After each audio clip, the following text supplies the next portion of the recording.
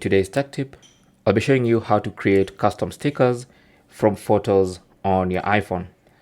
Now, if you go to your gallery and find a photo, let's say you pick this photo for instance, you can actually create a sticker out of this particular picture.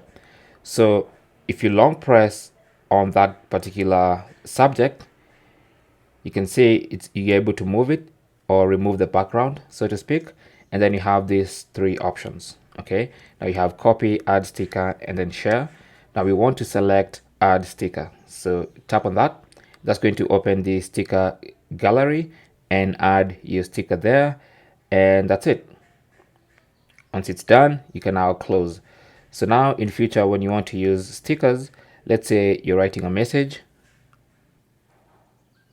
like this and you want to add a sticker, so normally you'd go to the plus symbol and select stickers, and then you have all these stickers, emojis, all that stuff.